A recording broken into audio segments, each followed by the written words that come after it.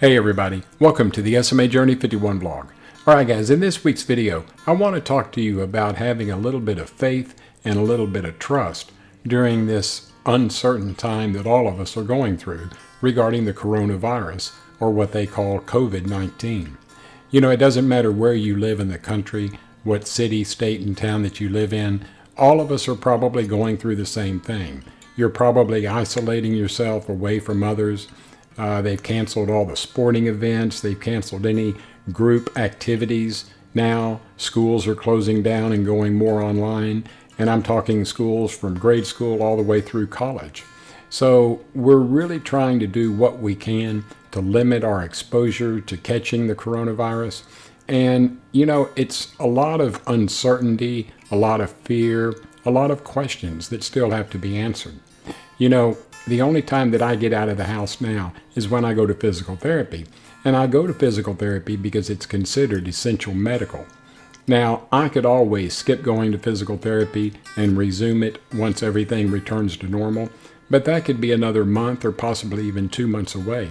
And I spoke with my physical therapists, Emily and Laura, and they've assured me that when I come in for physical therapy, they're going to make sure that I'm the only one in the therapy center during my workout. That way they're limiting the amount of exposure that I'm getting, and I know that they're keeping themselves clean. They're wiping down all of the equipment. They clean whenever they're not working with a patient, they're cleaning. And they're doing that just to make sure that they limit the amount of exposure to all of their patients. But I know that they're taking special care with me, considering that I've got a compromised immune system and my lungs are not as strong as what I guess other people would have. And for those of us with SMA, we have to be especially careful just to make sure that we limit our exposure so that we keep ourselves safe. But you have to have faith and trust in the people that you're living with and the people that you're dealing with. I trust Emily and Laura with my life. I know that when I first started physical therapy, we worked a long time on core strengthening, and their goal was to eventually transfer me out of my chair and get me on the therapy table so that we could work on balance and range of motion exercises. But I was very hesitant to transfer, and it's not that I didn't trust them, it's because I really didn't trust myself. I didn't know how my body was going to react. But over the course of time, I learned that I need to let go and I need to trust people that are working with me and that are taking care of me. My live-in caregivers are doing a fantastic job with regards to keeping me safe and healthy. So we have to have a lot of faith and trust in not only the people that we deal with, but in ourselves. You know, I'm trying to limit my exposure as best I can. So the only time that I'm getting out is when I go to physical therapy. But, you know, you see others that are trying to get along with all of their friends. And since they can't get together face to face, they're doing it over Skype. They're doing it over Google Hangouts or Zoom. They're video conferencing their friends.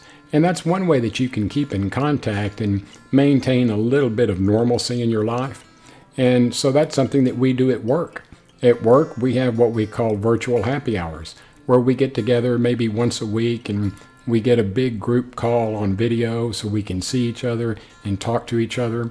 But my job is remote anyway. I work from home, and probably 95% of the people that I work with are remote workers. So we're all used to being at home, but when you isolate yourself to this point that we're doing now, during this time of the coronavirus, it can get very unnerving. You know, we need news, we want to know what's going on in the world, but we also want to keep up with our friends and our family. So I've got a couple of suggestions for you that might help you make it through some of these tough times. You know, I'm not a big TV watcher, and I never have been. But when I go to bed at night and when I turn the news on, I'm really getting tired of hearing about the coronavirus. It's the only thing anybody's talking about. So to save some of my sanity, I've been binge watching a lot of Netflix. You know, so if you don't have a subscription to Netflix or any other subscription service for TV and movies, you might think about getting one because it'll definitely help. You know, I've got all the movie channels on DirecTV, but I'm not a big movie watcher. But I will watch Netflix and I'll watch TV shows just to get out of the doldrums of hearing about the coronavirus. But you have to have faith and trust, and you have to know that those around you are doing what they can to help you, and you have to do the same for them.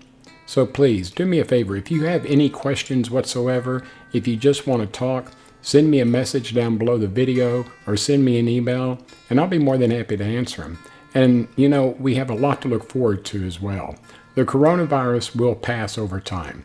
You know, it may be another month or two. And while that seems like a long time, think about this. For those of us with SMA, we've got Spinraza, the infants now have Zolgensma, and probably by the end of April or the 1st of May, all of us are going to see Risdiplam come to fruition, because even though it's under FDA review right now, it will be passed. I'm certain of that. So for those of us with SMA, we have a lot to live for now. 5 years ago, no, I couldn't have said that, but we do today. So just remember that even though it may be tough right now, our future is going to get much better in the coming months and in the coming years. We have a lot to live for, so don't ever forget that. We will get through this coronavirus, but we have to do it together. So again, if you have any questions, make sure that you send them to me, okay? Now, one other thing that I would highly recommend, if you're going in for your Spinraza treatments and you're about to go in for one of those treatments, make sure that you call your doctor to make sure that there's no delay, because a lot of hospitals are canceling procedures that are not considered essential.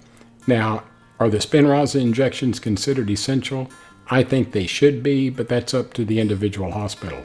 I had my last injection a couple of weeks ago before all of the scare came out regarding the coronavirus, so I'm fortunate about that.